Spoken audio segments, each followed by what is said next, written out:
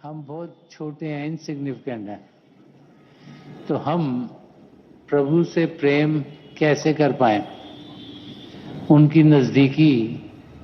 अगर हम अपनी जिंदगी में महसूस नहीं करें तो फिर प्रभु को देखें कैसे, जाने कैसे, पहचाने कैसे? तो हम सब पिता परमेश्वर से अपने आप को दूर समझते हैं, तो क्योंकि दूर समझते हैं तो दुनिया में तो जहां भी हम प्रेम पाते हैं उस रिलेशनशिप को हम बड़ा नजदीक समझते हैं। इसलिए प्रभु के प्रेम का अनुभव शुरू में हमें करना बड़ा मुश्किल सा लगता है, और जैसे जैसे प्रभु को पाने के रास्ते पर हम कदम बढ़ाते हैं तो समय के साथ साथ जब हम सत्संग में आते हैं, अपने सदगुरु के दर्शन करते हैं, उनके जरिए रूहानियत के कई पहलू हमारे सामने खुलने शुरू होते हैं, तो फिर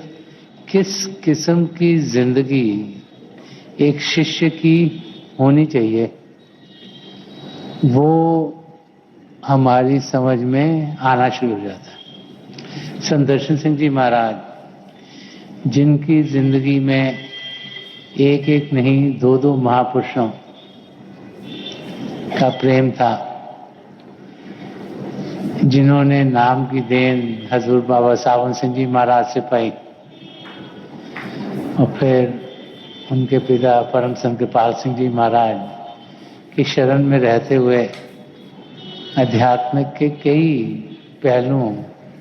के रास्ते उनके लिए खुले, तो उन्होंने रूहानियत का रास्ता बड़ी गहराई से जाना। उस रास्ते पर वो बड़ी तेजी से चले और अलग अलग स्टेजेस जो रूहानियत के रास्ते पर एक शिष्य की जिंदगी में आती हैं, उनका अपने शेरों के जरिए उन्होंने वर्णन किया है, ताकि हम अपनी स्थिति को जाने और जाने कि कैसे हम कदम अपनी मंजिल की ओर तेजी से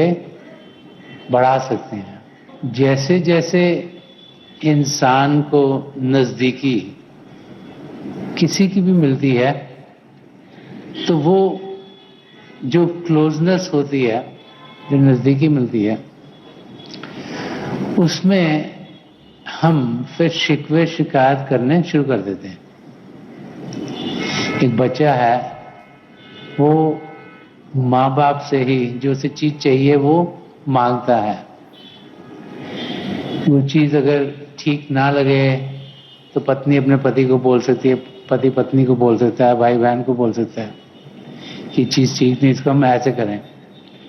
तो जिसको हम नजदीक समझते हैं उससे ही हम कोई ना कोई बातचीत ऐसे करते हैं कि हमको ये चीज ठीक नहीं लग रही, और फिर हम एक किस्म की शिकायत करते हैं कि ये चीज ठीक नहीं हुई, कि ये चीज ठीक हो जाए। तो संत दर्शन सिंह जी महाराज ने वो पहलू जो कि एक शिष्य की जिंदगी में शुरू में आता है, जब एक शिष्य सत्संग के लिए आता है और उसको अपने सदगुरु के दर्शन मिलते हैं, उससे बहुत आनंद मिलता है। जब उसे दर्शन होते हैं तो उसे बड़ी खुशी होती है और वो चाहता है कि उसे दर्शन हर पल हर क्षण मिले। अगर कोई ऐसी अवस्था उसकी जिंदगी में आती है जबकि वो अपने सदगुरु की नजदीकी नहीं पा सकता, कोई भी रीजन हो सकता है, जैसे काम करके बाहर जाना पड़ गया, जिस दिन सत्संग का देना है,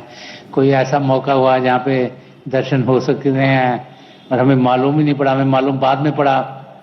तो उसमें वो जो शिष्य है उसके अंदर बड़ी तकलीफ होती है, और जब उसे तकलीफ होती है तो उसमें वो फिर शिकायत भी कर देता है कि मुझे दर्शन नहीं हुए। इस किस्म के शिकवे प्रेम में एक शिष्य करता है। तो संत दर्शन सिंह जी महाराज, जो कि रूहानी के सब पहलू में से गुजरे हैं, उन्होंने इस शेर के जरिए समझाया है कि हम शिष्य किस किस स्टेज से गुजरते हैं ताकि हम उसे समझ पाएं और अपनी जिंदगी को हमें कैसे जीना चाहिए। तो संत दर्शन सिंह जी महाराज फरमा रहे हैं कि हम अपने हरफे शिकायत पे शर्मसार आए, कि हम अपने हरफे शिकायत पे शर्मसार आए कि उनके आईने दिल पे क्यों गुबार आए। तो संत दर्शन सिंह जी महाराज फरमा रहे हैं, एक शिष्य की तरफ से लिखा हुआ है कि हमें बेचैनी हो गई, हमें अपने सदगुरु के दर्शन नहीं हुए, हमें जैसे ही मौका मिला हमने शिकायत कर दी। तो संत दर्शन सिंह जी महाराज फरमाते हैं कि हम अपने हरफे शिकायत पे, कि जो हमने लफ्ज निकाल दिए मुंह से और शिकायत कर दी, और फिर बाद में सोचा कि ये शिकायत क्यों करी हमने। शिकायत तो इंसान किसी और इंसान को करता है क्योंकि उसे लगता है कि शायद मेरी सिचुएशन इसको पता नहीं है, कि जो मैं चाहता हूं इसको पता नहीं। तो संत दर्शन सिंह जी महाराज हमें समझा रहे हैं, एक शिष्य और गुरु का रिश्ता, एक शिष्य और परमात्मा का रिश्ता। परमात्मा जिसने सारी सृष्टि रची है, जिसके भाने में सब कुछ चलता है, जो कण कण में समाया है, जिसे हमारा पास्ट, हमारा प्रेजेंट और हमारा फ्यूचर सब पता है, जो हम सबको ऊपर से नीचे से अंदर से बाहर से जानते हैं, उनके सामने क्या शिकायत करनी। उन्हें तो मालूम है जो हमारे लिए बेहतर है वो हमारी जिंदगी में हो रहा है। लेकिन हम जब शिष्य के स्टेज पर होते हैं तो फिर शिकायत मुंह से निकल ही जाती है। संत के पास